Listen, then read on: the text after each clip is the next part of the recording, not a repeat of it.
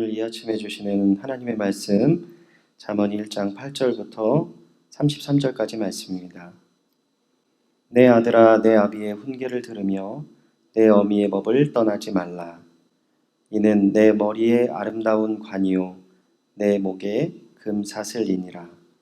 내 아들아 악한 자가 너를 꿰을지라도 따르지 말라. 그들이 내게 말하기를 우리와 함께 가자. 우리가 가만히 엎드렸다가 사람의 피를 흘리자 죄 없는 자를 까닭없이 숨어 기다리다가 수월같이 그들을 산채로 삼키며 무덤에 내려가는 자들 같이 통으로 삼키자.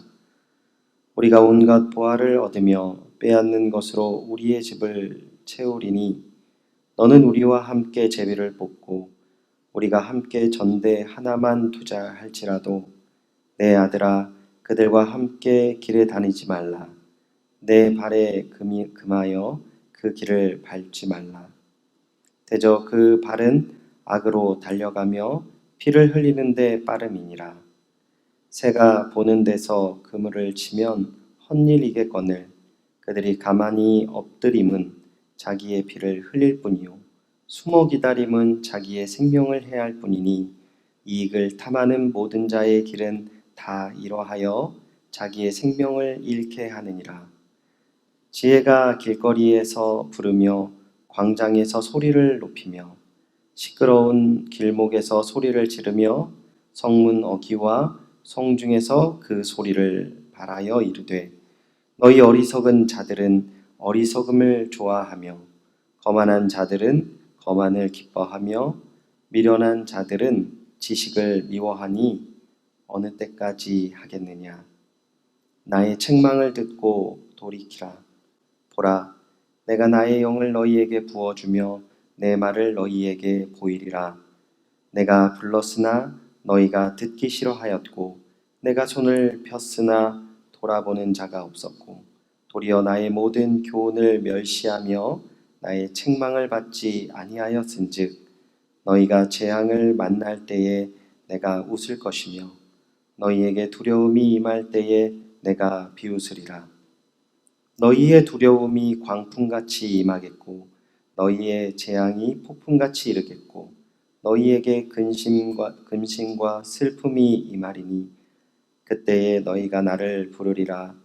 그래도 내가 대답하지 아니하겠고 부지런히 나를 찾으리라. 그래도 나를 만나지 못하리니 대저 너희가 지식을 미워하며 여호와 경외하기를 즐거워하지 아니하며 나의 교훈을 받지 아니하고 나의 모든 책망을 업신여겼음이니라.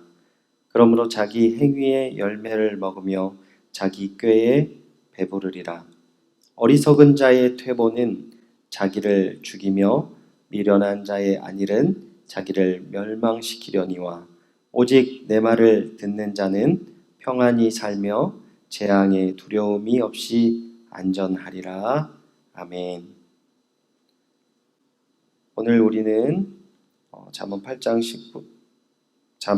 8절부터 19절 말씀을 중심으로 어리석음에 빠지지 말라라는 주제로 말씀을 나누겠습니다. 8절을 보시면 솔로몬의 잠언의 첫 시작을 이렇게 시작합니다. 내 아들아 내 아비의 훈계를 들으라 라고 이야기합니다. 아버지의 말씀을 듣고 어머니의 법을 떠나지 말 것을 권면하고 있습니다.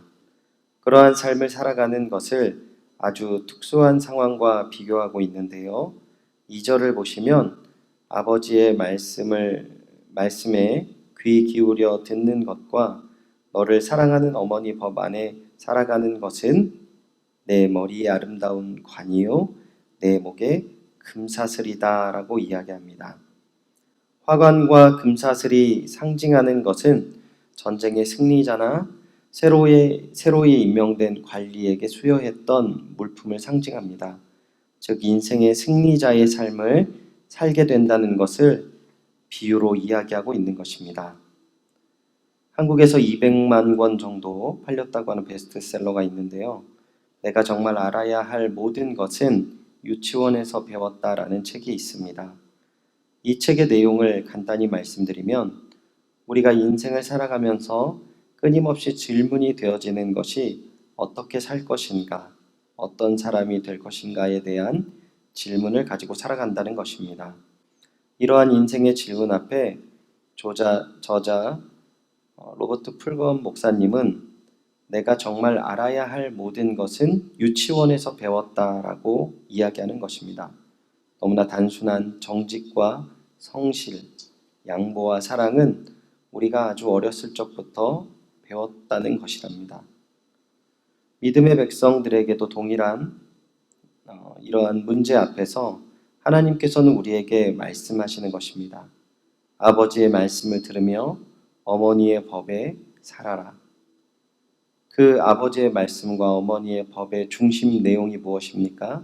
10절을 보시면 내 아들아 악한 자가 너를 꿰을지라도 따르지 말라라는 것입니다. 우리가 여기서 아주 중요한 개념 하나를 짚고 넘어가야 하는데요. 그렇다면 악한 자는 누구냐라는 것입니다. 11절부터 14절을 보시면 그들이 내게 말하기를 우리와 함께 가자. 우리가 가만히 엎드렸다가 사람의 피를 흘리자.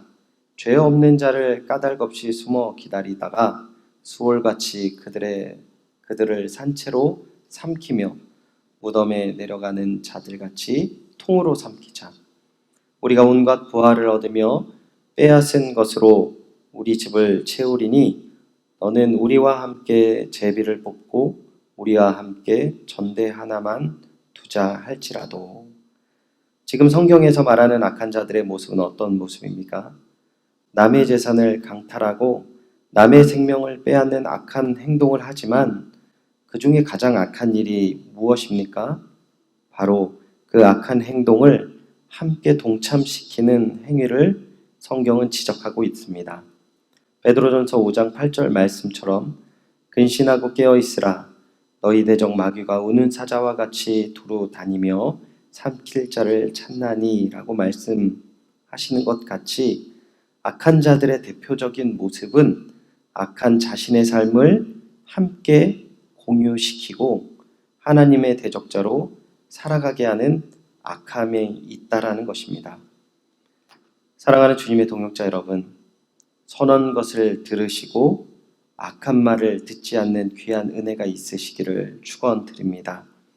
불평과 불만, 남을 험담하는 말 속에 사람의 생명을 죽이고 파괴되는 것을 우리 주변에 너무나 쉽게 볼 수 있습니다. 단순히 인터넷상에 사람을 비난하는 말이 그 영혼을 파괴해서 실제 자신의 생명을 끊을 수밖에 없는 비참한 소식도 너무 많지만 하나님 안에 하나님의 은혜와 사랑을 누려야 할 주님의 자녀들이 결국 남의 이러한 말로 인하여서 교회를 떠나고 주님 곁을 떠나게 되는 상황도 너무 많이 있다는 것입니다. 그렇기에 오늘 우리는 이 말씀을 기억해야 합니다. 본문 15절 말씀 함께 읽어보겠습니다.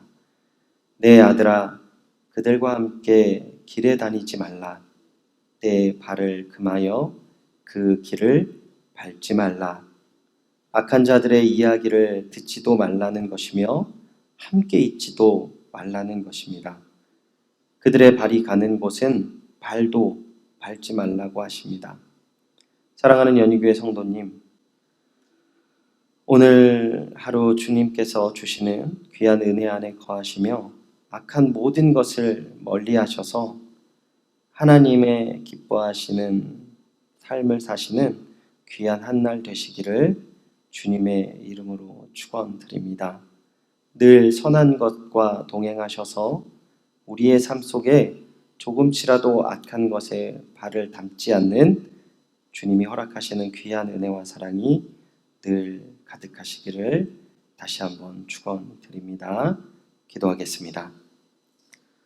하나님, 우리는 늘 우리의 모든 것이 다 채워졌고 지혜롭고 모든 것을 소유했다라는 착각 속에서 살아가는 것 같습니다.